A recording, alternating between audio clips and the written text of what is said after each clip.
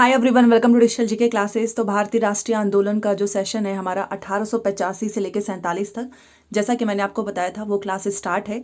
और आज जो ये पूरा पीडीएफ जो है, ऐसा पूरा कंटेंट आपको पेड क्लासेस वगैरह में पैसे से मिलते होंगे, बट यहाँ पर ये फ्री कंटेंट है। तो प्लीज़ ऐसा मत सोचना कि ये इंपॉर्टेंट नहीं है, क्योंकि ये सारी चीज़ें मैंने खुद जो है ये पूरा पीडीएफ बनाया हुआ है।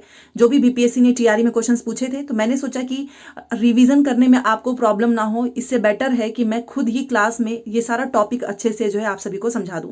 तो आप यहाँ पर देख सकते हैं, हम हर एक टॉपिक का डिस्कशन करने वाले हैं। होम रूल लीग आंदोलन हो गया, चाहे बंगाल विभाजन, जहां से क्वेश्चंस पूछा हुआ है, रॉलेट एक्ट, सारे इंपॉर्टेंट टॉपिक्स जो हैं। देखते हैं कितने घंटे की क्लास होती है, क्योंकि ज़्यादा लंबी क्लासेस देने का कोई मतलब नहीं है, बिकॉज आप लोग देखते भी नहीं हो एंड मुझे ऐसा लगता है कि बहुत सारा टाइम भी वेस्ट ना हो जाए, क्योंकि और भी सब्जेक्ट हैं। तो जितना भी हो सकता है पूरा आज कंप्लीट करेंगे, नहीं हो पाएगा तो कल भी एक सेशन में कंप्लीट हो जाएगा। तो चलिए वीडियो स्टार्ट करते हैं। और अगर आपको ये मेरी मेहनत पसंद आती है तो बस इस पर आप लाइक कर दीजिएगा। मुझे सच में बहुत अच्छा लगता है आप सभी के जो कॉमेंट्स आते हैं, या फिर आप लोग वीडियो को पसंद करते हो और कहते हो कि और भी क्लासेस चाहिए आपको, तो प्लीज़ चैनल को भी सब्सक्राइब कर दीजिएगा। तो चलिए बहुत ही फास्ट हम रिवीजन करेंगे, क्योंकि आज मैंने देखा कमेंट आ रहा था कि अब आप बस रिवीजन करवाएं ज़्यादा से ज़्यादा। तो चलिए नए टॉपिक के साथ हमारा रिवीजन स्टार्ट है। भारतीय राष्ट्रीय आंदोलन में आपको पता है सबसे पहले 1885 की बैठक, ये क्वेश्चन पूछा हुआ है कि कब होता है, 20 से 28 दिसंबर 1885। एंड ये पूरे नोट्स को आप देखेंगे ना, तो ये टू द पॉइंट मैंने चीजें लिखी हुई हैं, कहानी वगैरह नहीं, जो जो पूछा हुआ है। 1885 में बैठक होती है, कब? 20 से 28 दिसंबर 1885 तक चलता है। पहले आपको पता ही है कि हम इसको इंडियन भारतीय राष्ट्रीय संघ के नाम से जानते हैं, जो कि ये बैठक होना था पूना में, बट पुणे में होता नहीं है। क्यों? क्योंकि वहां पर प्लेग फैल जाता है। इसके वजह से दूसरा स्थान जो है देखा जाता है बॉम्बे, और बॉम्बे में होता है वो भी कहां पर? गोकुलदास तेजपाल संस्कृत महाविद्यालय में। तो ये सारे क्वेश्चंस पूछते हैं कि पहले कहां पर प्रस्तावित था, फिर बाद में कहां पर होता है। कितने प्रतिनिधि जो है इसमें शामिल होते हैं? 72, ये क्वेश्चन पूछा हुआ है। सबसे ज्यादा जो है कहां से प्रतिनिधि आते हैं? तो बॉम्बे से आते हैं। कितने? 38, नंबर याद कर लीजिएगा, क्योंकि 72 में से बॉम्बे से ही केवल 38 हैं। मद्रास में आपको पता है 21, संयुक्त प्रांत से 7 आते हैं, पंजाब से 3, बंगाल से 3, और बिहार का पेपर है तो बिहार से 0। याद रखिएगा, बिहार से कोई भी इसमें शामिल नहीं होता है। तो ये क्वेश्चन इसीलिए पूछता है कि बिहार से कितने प्रतिनिधि थे, ना तो 1, ना 2, ना 3, एकदम 0। याद रखिएगा, ठीक है। चलिए, उसके बाद से यहाँ पर दादा भाई नौरोजी, आपको पता है, ये प्रस्ताव पेश करते हैं, क्योंकि आपको पता है भारतीय राष्ट्रीय संघ जो है, पहले हम इसका नाम था, फिर दादा भाई नौरोजी जो है भारतीय राष्ट्रीय संघ का जो है नाम बदल देते हैं, और क्या हो जाता है? भारतीय राष्ट्रीय कांग्रेस। ये भी क्वेश्चन पूछता है कि भारतीय राष्ट्रीय संघ का नाम परिवर्तन किसके द्वारा होता है? नौरोजी सर के द्वारा, ठीक है। स्थापना आपको पता ही है, भारतीय राष्ट्रीय कांग्रेस की स्थापना होती है 28 दिसंबर 1885। और जब हमारे घर में कुछ भी स्थापना होता है तो हम लोग ढोल डफली वगैरह खूब बजाते हैं। तो उस समय भी वायसराय था डफरिन, डफली से याद कर लो, क्योंकि ये क्वेश्चन पूछता है कि स्थापना के समय पे वायसराय कौन था? Lord Dufferin. और कांग्रेस के प्रथम अध्यक्ष जो हैं वो व्योमेश चंद्र बनर्जी, एंड सचिव बनते हैं A.O. ह्यूम। और ये दोनों प्रश्न पूछा हुआ है, ठीक है। चलिए, अब उसके ये पीडीएफ आपको मेरे टेलीग्राम पे मिलेगा, तो टेलीग्राम का लिंक मैंने कमेंट सेक्शन में दिया हुआ है, वहां पे ज्वाइन हो जाना।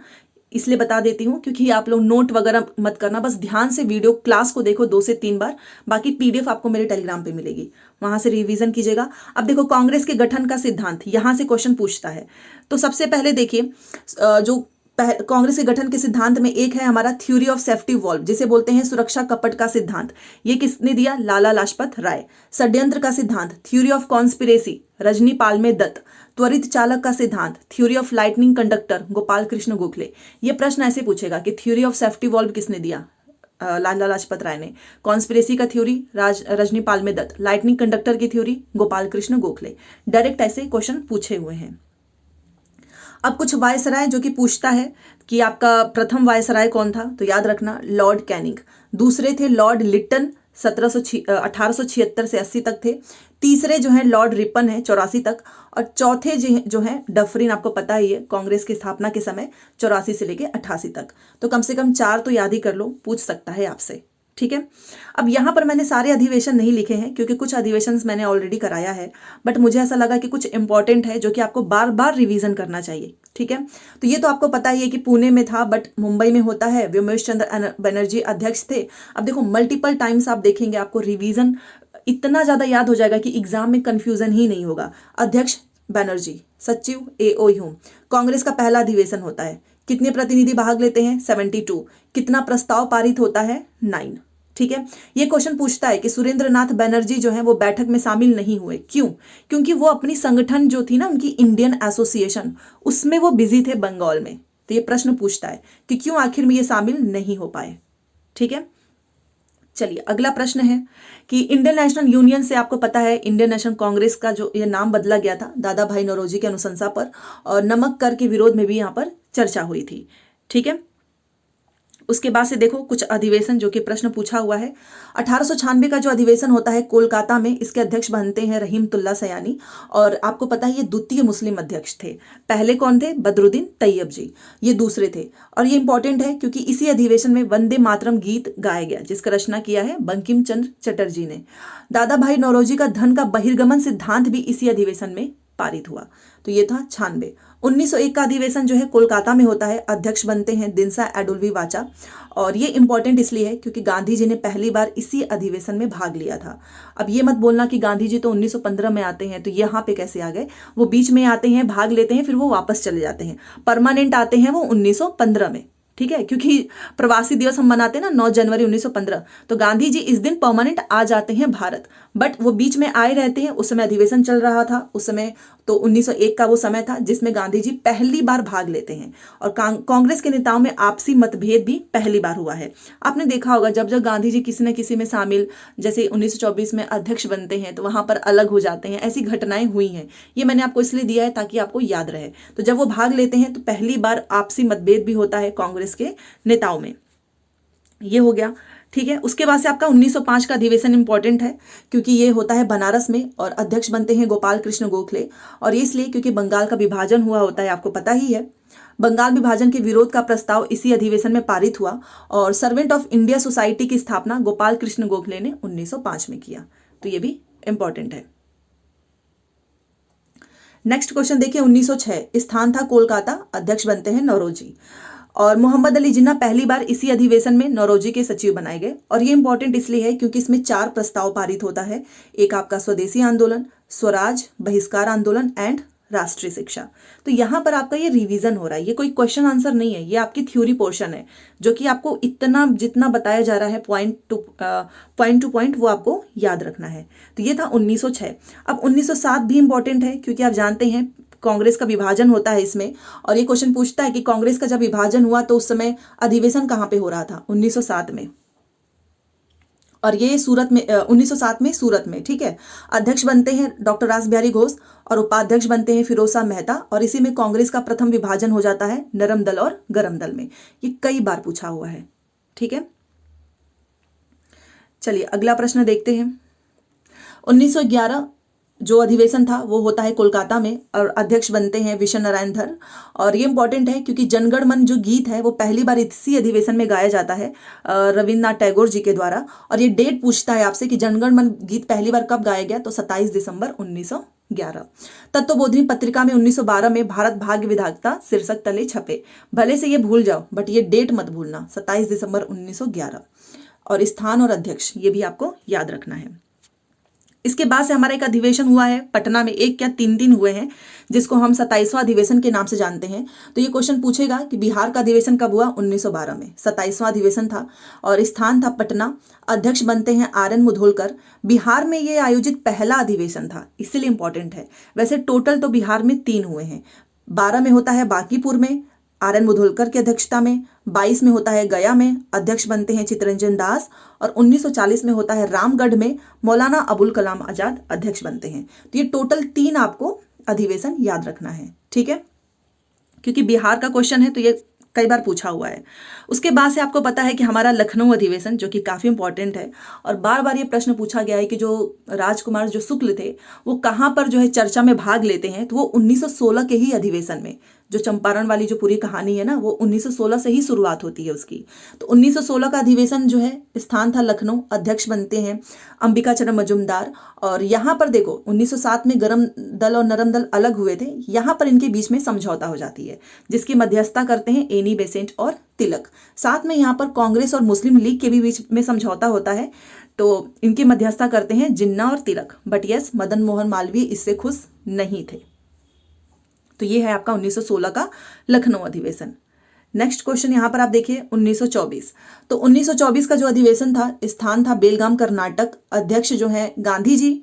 और आपको पता ही है ये एकमात्र अधिवेशन है जिसकी अध्यक्षता गांधी जी ने की थी। और इसके पहले वो 1901 में शामिल होते हैं, बस भाग लेते हैं, अध्यक्ष नहीं बनते हैं। यहाँ पर वो अध्यक्ष बनते हैं। फिर से क्या होता है इस अधिवेशन के बाद, जहाँ पर ये आप देख सकते हैं 1916 में जो है ये नरम दल और गरम दल के बीच में समझौता हुआ, कांग्रेस और मुस्लिम लीग के बीच में। फिर ये एक बार ऐसा होता है कि इस अधिवेशन में मुस्लिम लीग और कांग्रेस फिर से अलग हो जाते हैं और गांधीदास समझौता हुआ। तो 1901 में जब भाग लिए थे गांधी जी तो क्या हुआ था, आपसी मतभेद हो गया था नेताओं के बीच में। फिर 24 में जब ये अध्यक्ष बनते हैं तो कांग्रेस मुस्लिम लीग अलग हो जाते हैं। तो इस तरीके से आपसे प्रश्न पूछेगा। नेक्स्ट जो कि इंपॉर्टेंट है 1929 का अधिवेशन, क्योंकि ये स्थान था लाहौर, अध्यक्ष बनते हैं नेहरू जी। और इसी अधिवेशन में पूर्ण स्वराज का प्रस्ताव पारित हुआ।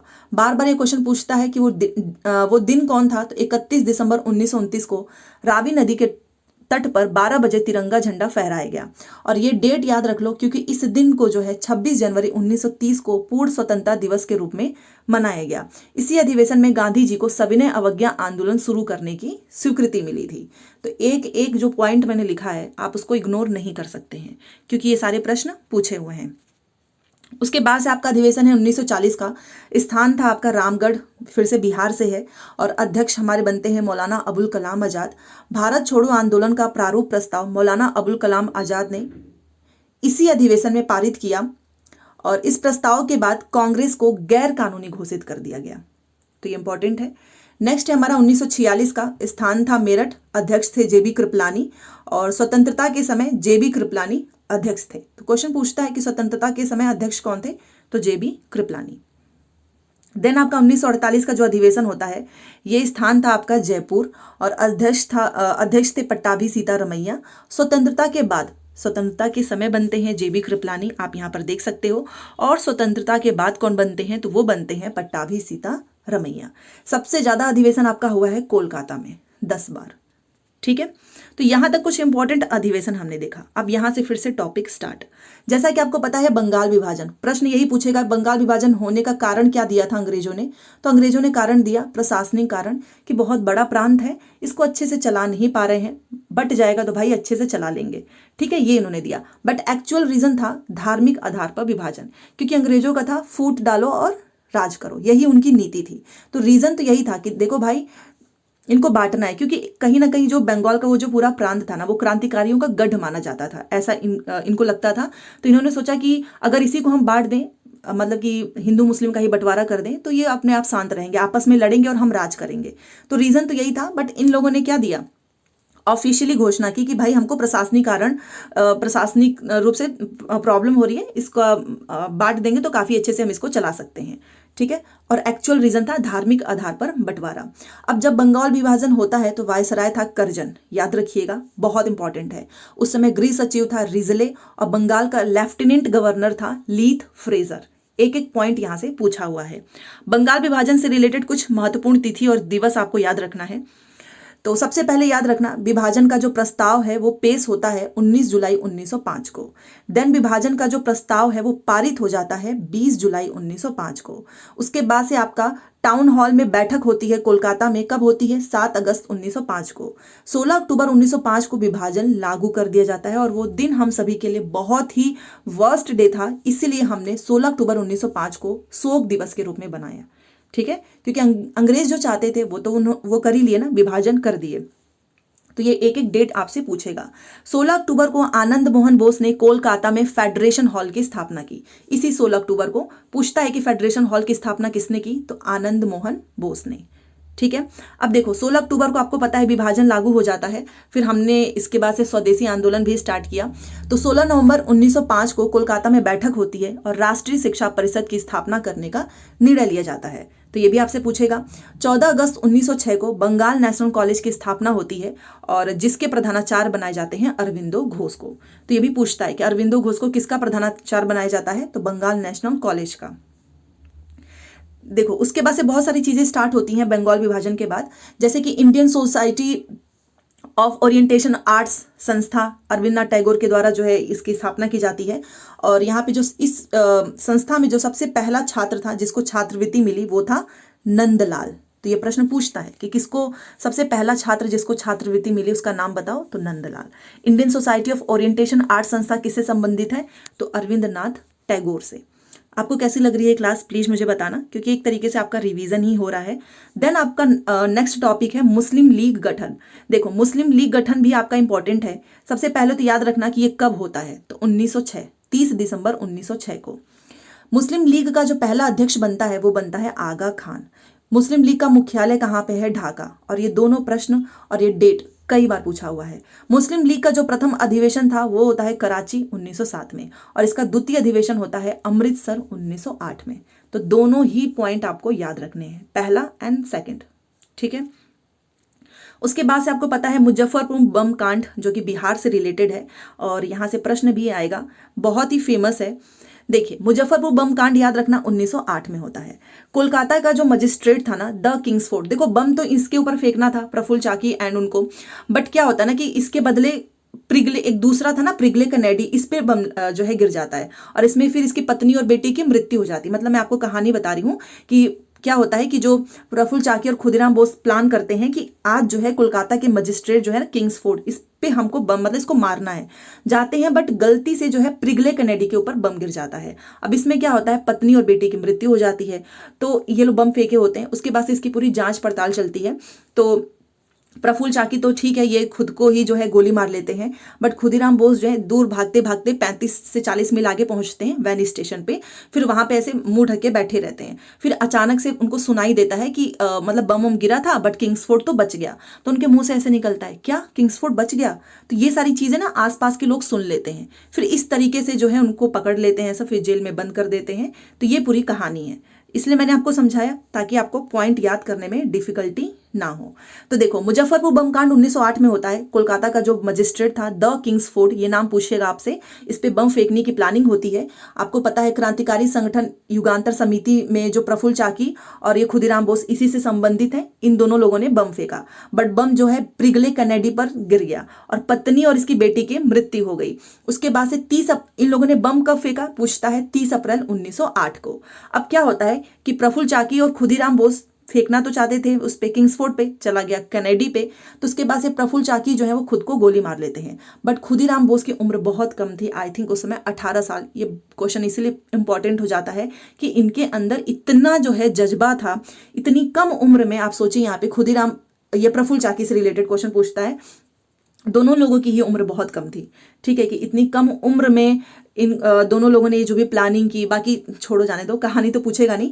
तो प्रफुल्ल चाकी जो है स्वयं को गोली मार लेते हैं और खुदीराम बोस जो है 35 से 40 मील जो है वो पैदल चलते हैं, और बिहार में एक जगह है वैनी स्टेशन पूसा, वहां पर पहुंचते हैं, और गलती से उनके मुंह से आवाज निकल गया कि किंग्सफोर्ड नहीं मरा। फिर उनको गिरफ्तार कर लिया जाता है और फांसी होती है। ये डेट आपसे पूछेगा 11 अगस्त 1908 को मुजफ्फरपुर सेंट्रल जेल में, जिसका नया नाम हो चुका है खुदीराम बोस सेंट्रल जेल। इतनी कम उम्र में इनको फांसी दी गई थी, जो मैं आपको कहानी बता रही थी वही आगे मुझे बोलना था। तो ये नाम इसलिए इसका बदल दिया गया, खुदीराम बोस सेंट्रल जेल मुजफ्फरपुर का। फांसी इनको कब दी जाती है, तो 11 अगस्त 1908 को। बहुत इंपॉर्टेंट है, प्लीज याद रखिएगा। अगला है आपका मॉर्ले मिंटो सुधार 1909। देखिए मॉर्ले जो है भारत के मॉर्ले जो है वो भारत के राज्य सचिव हैं, और मिंटो जो है वायसराय हैं, इसलिए नाम पड़ गया मॉर्ले मिंटो, ठीक है। मतलब आपने देखा होगा कई बार, और भी चीजें हम पढ़ते हैं तो जो भी ऐसे कुछ नाम दिए रहते हैं ना, सचिव और वायसराय से बनाए जाते हैं। तो मॉर्ले हो गया सचिव, मिंटो हो गया वायसराय। तो ये दोनों थे, भारत का राज्य सचिव और एक था भारत का वायसराय। इस अधिनियम को भारतीय परिषद अधिनियम 1909 के नाम से जानते हैं। मुसलमान के लिए पृथक निर्वाचन प्रस्ताव पारित हुआ। आखिर में कहानी क्या है मॉर्ले मिंटो, तो देखो मुसलमान के लिए जो है पृथक निर्वाचन प्रस्ताव पारित होता है और मुसलमान को 8 सीट दी जाती है। मुस्लिम लीग के गठन के समय जो वादा किया गया था उसको यहाँ पर पूरा करते हैं। मॉर्ले मिंटो सुधार ने हमारा सर्वनाश कर दिया, ऐसा गांधी जी बोलते हैं, क्योंकि आप जानते हैं कि ये लोग नहीं चाहते थे कि ऐसे बंटवारा हो धर्म के आधार पर, बट यहाँ पर वो प्रस्ताव को मान लिया जाता है। फिर गांधी जी बोलते हैं कि इसने तो हमारा सर्वनाश कर दिया, ठीक है। उसके बाद से आपका आता है दिल्ली दरबार, जो कि 1911 में शुरू होता है। प्रश्न ही पूछता है कि दिल्ली दरबार कब हुआ, तो 1911 में। पहली बार जो है जॉर्ज पंचम और रानी मैरी भारत आते हैं। उसके बाद से इसमें कहानी स्टार्ट होती है। दिल्ली दरबार को हम 2 और नामों से जानते हैं, एक है हमारा शाही आयोजन, दूसरा है हमारा इंपीरियल दरबार। भारत में अभी तक मतलब 3 बार दरबार हुआ। उसके बाद से इसमें ज्यादा कुछ इसलिए इंपॉर्टेंट है क्योंकि आपको पता है कि यहाँ पर राजधानी का स्थानांतरण होता है ना, इसीलिए क्वेश्चन पूछेगा। तो सबसे पहले दिल्ली दरबार 1911 में, देन 1911 में जो है कौन वायसराय था, ये भी प्रश्न पूछता है। तो याद रखना लॉर्ड हार्डिंग टू, ये प्रश्न कई बार पूछा हुआ है कि दिल्ली दरबार के समय जो है वायसराय कौन था, तो लॉर्ड हार्डिंग टू।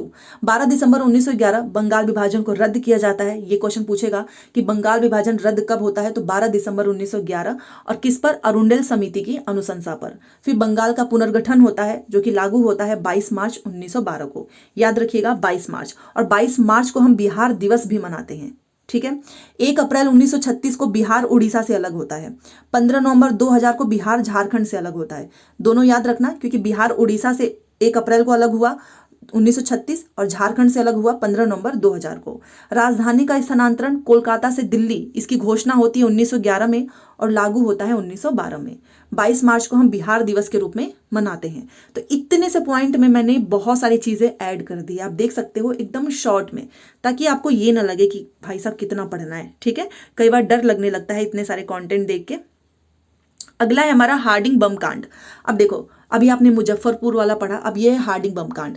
यहाँ पर जो है राजधानी स्थानांतरण से संबंधित है। अभी हमने देखा ना कि कोलकाता से दिल्ली जो है चली गई, 1911 में घोषणा होता है और लागू होता है 1912 में। तो ये राजधानी स्थानांतरण से संबंधित है। दिसंबर 1912 में होर्डिंग पर बम फेंके गए, और मतलब जो होर्डिंग था उसी के समय पे हुआ था, तो इनके ऊपर बम फेंका गया दिल्ली चांदनी चौक में, और जिन लोगों ने बम फेंका था उसमें से 13 लोग गिरफ्तार हो गए, जिसमें बाल मुकुंद, ये नाम इंपॉर्टेंट है, अमीरचंद, दीनानाथ, अवध बिहारी। अब इसमें जो था क्या बोलते हैं, धोखेबाज दोस्त था दीनानाथ, इसी ने शिकायत की, इसी के जो है गवाही देने पे गिरफ्तार किया गया था। तो कुछ एक दो ऐसे दोस्त होते ही हैं, आपकी लाइफ में होंगे तो जरूर बताना, जिसने कभी ना कभी धोखा दिया हो, तो उसी में से था ये दीनानाथ। नाम देखिए कैसा है और काम कैसा है। तो ये था हार्डिंग बम कांड। तो ये प्रश्न आपसे पूछेगा, इन लोगों के नाम पूछता है कि जो गिरफ्तार हुए थे उसमें से कुछ चंद नाम जो है इंपॉर्टेंट है, ठीक है। अगला प्रश्न है लखनऊ समझौता, और ये इंपॉर्टेंट है क्योंकि ये स्थान था हमारा लखनऊ, और लखनऊ से आप में से कितने लोग हैं लखनऊ से, जरूर बताइएगा। अध्यक्ष बनते हैं अंबिका चरण मजूमदार। ये समझौता ऐसा था जिसमें कांग्रेस और मुस्लिम लीग के बीच में समझौता होता है, नरम दल और गरम दल के बीच में होता है। पहले किसान थे राजकुमार शुक्ला बने, जिन्होंने कांग्रेस के मंच से संबोधन किया, और यही प्रश्न पूछता है कि राजकुमार शुक्ला ने पहली बार किस मंच से संबोधन किया, या फिर जो चंपारण के बारे में पहली बार कहाँ पे बात स्टार्ट हुई, तो वो था 1916। पटना विश्वविद्यालय अधिनियम पारित होता है जिसकी स्थापना होती है 1917 में। तो पटना वाला भी आपको याद रखना है। अगला प्रश्न देखिए, खिलाफत आंदोलन, डेट जितने मैंने लिखे हैं ना, ईयर याद रखिएगा, 1919 से 1924। ये भारत से जो है ना खिलाफत आंदोलन प्रत्यक्ष रूप से संबंधित नहीं है। मुसलमान जो है वो चाहते थे कि उनके जो खलीफा हैं, मुसलमान हमारे खलीफा का अपमान, मतलब उनका अपमान हुआ, तब जो अली बंधु थे ना, मोहम्मद अली और शौकत अली, भारत में सांकेतिक आंदोलन चलाएंगे। आपको पता है ना, विश्व युद्ध जब हो रहा था तो उसमें प्रथम विश्व युद्ध था, तो इसमें ऐसी डिमांड थी कि जो खलीफा है उनको कुछ न किया जाए, बट खलीफा के साथ तो बहुत बुरा हुआ था। तो ऐसा इनको लगा कि मुसलमान लोगों को कि हमारे खलीफा का अपमान हुआ है, तब जाकर इन लोगों ने कहा कि हम लोग भारत में सांकेतिक आंदोलन चलाएंगे। अली बंधु, जो कि नाम पूछता है आपसे, मोहम्मद अली और शौकत अली, ठीक है। और बाकी इसमें कुछ ज्यादा डिटेल में आपको याद नहीं करना है, बस इतना ही। बाद में आपको पता ही है, गांधी जी नवंबर 1919 में दिल्ली में मुसलमान और हिंदुओं का संयुक्त सम्मेलन बुलाएंगे, ठीक है। और हाँ, यहाँ पे जो मैंने आपको खलीफा वाली स्टोरी सुनाई थी, ऐसा प्रथम विश्व युद्ध में भी हुआ था, ठीक है। तो अब ये मत कहना कि ये यहाँ पे नहीं, उसमें बोला गया था। यहाँ पर मैंने इसलिए बताया है क्योंकि उस समय भी जब विश्व युद्ध हो रहा था और डिमांड आई थी ना जब अंग्रेजों की साइड से, तो मुसलमान लोग ने भी अपनी डिमांड रखी थी कि हमारे जो खलीफा उनको कुछ नहीं होना चाहिए, और हिंदू मतलब जो बाकी के लोग भी थे उनकी भी डिमांड थी। तो वो मैंने वहां से आपको रिलेट करके बताया है। बाकी यहाँ का तो स्टोरी आपको पता ही है कि संयुक्त सम्मेलन बुलाया गया था बाद में गांधी जी के द्वारा नवंबर 1919 में। तो नाम आपको याद रखना है, वो ज़्यादा जरूरी है। खिलाफत आंदोलन होता कब है और साथ में इसमें कौन जो है शामिल थे। अगला है आपका मॉन्टेग्यू चेम्सफोर्ड सुधार। अब मॉन्टेग्यू आपको पता चल चुका है, अब मुझे ये बताने की जरूरत नहीं है, जैसा मॉर्ले मिंटो में था, सच्ची और वायसराय की कहानी इसी तरीके से है। 1919 ये डेट याद रखिएगा।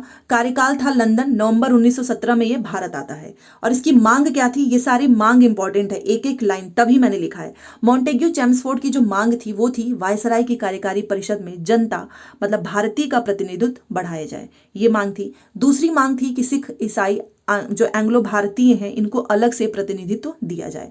तीसरी मांग थी कि प्रांतों में उत्तरदायी सरकार की स्थापना की जाए। चौथी थी कि चुनाव आयोजित करने की इजाजत मिले। एंड पांचवी थी कि भारत के राज्य सचिव का नियंत्रण जो है वो कुछ कम कर दिया जाए। तो ये थी इनकी मांग। तो ये इसलिए इंपॉर्टेंट है, ये ना स्टेटमेंट में पूछा हुआ है इनकी मांग। क्या करेगा ना, 3 स्टेटमेंट लिख देगा और एक गलत लिख देगा, फिर आपसे पूछेगा कि इसमें से कौन सी एक मांग नहीं थी। अब आप मुझे बताओ, अगर आपने डिटेल में पढ़ा ही नहीं है तो आपको कैसे पता चलेगा, इसलिए मैंने लिखा है। ठीक है, चलिए नेक्स्ट क्वेश्चन है होम रूल। आपको पता है होम रूल लीग जो है वो 2 लोगों से संबंधित है। एक है हमारे एनी बेसेंट, दूसरे हैं तिलक। ये एनी बेसेंट वही है जो पहली महिला है कांग्रेस अधिवेशन की अध्यक्षता करने वाली। तो होम रूल लीग जो है भारत में शुरू होता है एनी बेसेंट और तिलक के द्वारा। दोनों लोगों के क्षेत्र अलग थे, इसीलिए प्रश्न पूछता है। आखिर में इसका उद्देश्य क्या था इसको स्टार्ट करने का, तो ब्रिटिश शासन के अधीन स्वशासन की मांग, ये था होम रूल लीग का उद्देश्य। अब 2 होम रूल लीग हैं, एक आपका तिलक का होगा, एक आपका एनी बेसेंट का।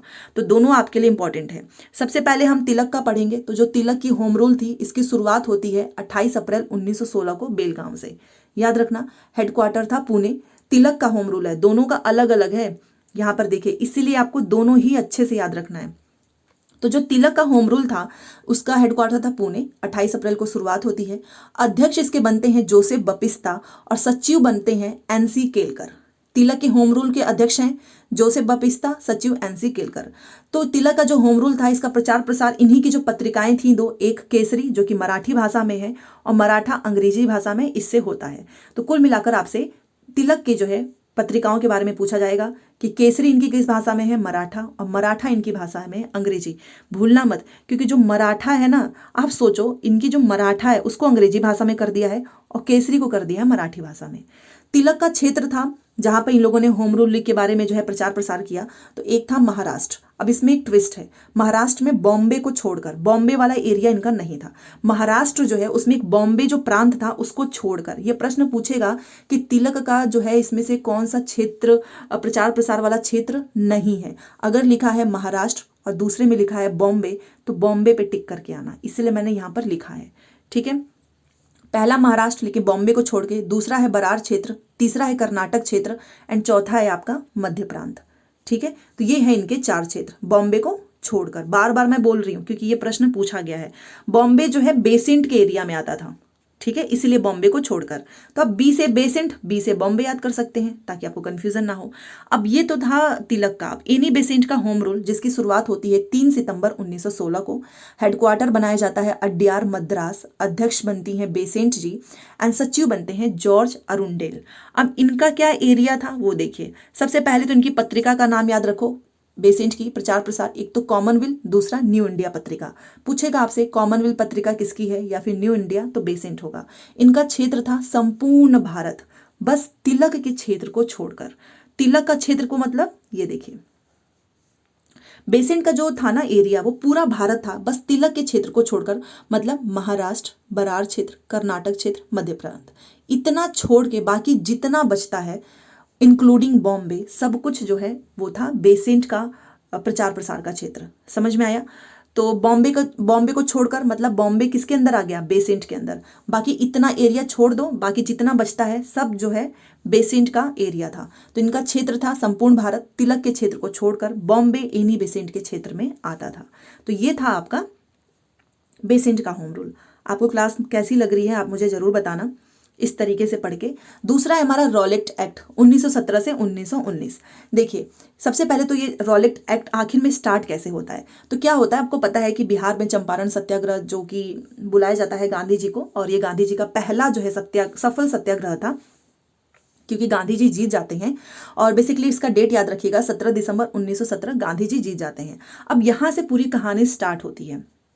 ब्रिटेन का जो है एक जज था जिसका नाम था सर सिडनी रॉलेट, इसने कमेटी बनाई भारत दर्शन पे कि भारत दर्शन पे क्या करो, तुम मुझे रिपोर्ट तैयार करके दो। क्योंकि पहला कुछ होता है ना, पहली बार ऐसी चीज होती है कि सत्याग्रह होता है और गांधी जी जीत जाते हैं, तो इसके बाद से इन सबके मन में आई कि चलो भाई एक कमेटी बनाओ भारत दर्शन और रिपोर्ट तैयार करो। यहां से आपका ये स्टार्ट होता है रॉलेट एक्ट। तो रिपोर्ट तैयार होती है और रिपोर्ट में आता है कि भारत में क्रांतिकारी गतिविधि का दमन जो है जरूरी है और कड़े कानून बनाओ। इसी रिपोर्ट के आधार पे कानून बनता है रॉलेट एक्ट। समझ गए आप कि ये रॉलेट एक्ट की शुरुआत कैसे हुई? चंपारण से होती है। ठीक है, फिर एक कमेटी बनती है, रिपोर्ट तैयार होता है, उसमें निकलता है कि भाई भारत में ना इस पे कंट्रोल करना बहुत जरूरी है, बहुत ही कड़े कानून बनाओ, और इसी पे आता है काला कानून जिसे हम बोलते हैं रॉलेट एक्ट। अब ये क्या है तो देखो, ये जो लाइन मैंने लिखा है द अनार्कियल रिवोल्यूशनरी क्राइम एक्ट, ये रॉलेट एक्ट का दूसरा नाम है। तो ये आपसे पूछेगा द अनार्कियल रिवोल्यूशनरी क्राइम एक्ट किसका नाम है? तो रॉलेट एक्ट का। इस आखिर में ये रॉलेट एक्ट इतना खतरनाक क्यों था? देखो इस एक्ट के अनुसार ना किसी भी व्यक्ति को केवल डाउट के आधार पर, केवल शक के आधार पर 2 वर्ष तक के लिए बिना कारण बताए जेल में रखा जा सकता है। और इसमें क्या किया गया, जब ये कानून आया ना उसके बाद से 18,000 क्रांतिकारियों को जेल में बंद कर दिया गया केवल शक के आधार पर। इसीलिए इसको बोला गया काला कानून, बिना अपील, बिना दलील, बिना वकील का कानून। मतलब ना तो अपील है, ना दलील है, ना वकील है, बस शक है, बंद कर दिया। ठीक है, और ये जानबूझ के ब्रिटिश ने किया था क्योंकि वो चाहते थे कि इनको कंट्रोल करना। नहीं तो पहला तो सत्याग्रह सफल हुआ, उसके बाद से ये कहानी स्टार्ट होती है। फिर गांधी जी के कुछ आपसे इंपॉर्टेंट चीजें पूछी जाएंगी, जैसे कि गांधी जी ने रॉलेट एक्ट को कहा है कि यह कानून अनुचित, स्वतंत्रता विरोधी और मूल अधिकारों की हत्या करने वाला है। गांधी जी ने बोला कि रॉलेट एक्ट के विरोध में संपूर्ण हड़ताल किया जाएगा भारत में, जिसे बोला गया सत्याग्रह सभा। तो ये प्रश्न पूछता है कि सत्याग्रह सभा जो है किस कानून के बनने के बाद से स्टार्ट हुआ? तो रॉलेट एक्ट, गांधी जी के द्वारा। गांधी जी ने जो बोला है ये भी याद रखिएगा। देन आपको पता है कि दिल्ली में रॉलेट एक्ट का विरोध किया जाता है किसके द्वारा? स्वामी श्रद्धानंद के द्वारा। ठीक है, तो याद रखिएगा दिल्ली वाला क्वेश्चन पूछा हुआ है कि आखिर में रॉलेट एक्ट का विरोध दिल्ली में किसने किया? श्रद्धानंद ने। और पंजाब में किसने किया? डॉक्टर सत्यपाल मलिक और सैफुद्दीन किचलू ने। तो ये इस तरीके से प्रश्न पूछेगा कि दिल्ली में किसने किया, पंजाब में किसने किया। तो आई थिंक हमारी 30 मिनट की क्लास हो चुकी है। तो आज मैंने सारे इंपॉर्टेंट आंदोलन किया है, कल हम गांधी जी का पूरा आंदोलन कर लेंगे। मतलब गांधी जी से रिलेटेड जितने प्रश्न पूछेंगे, जितना आंदोलन हुआ है, और कुछ 1-2 पॉइंट बस। तो कल की क्लास भी आपको जरूर देखना है। 30 मिनट की क्लास में कुछ नहीं जाता है, बहुत ही कम समय लगता है, आप स्पीड पे करके देख सकते हैं। तो जाते जाते लाइक शेयर सब्सक्राइब कर दीजिएगा। मिलते हैं नेक्स्ट क्लास में। Thanks for watching.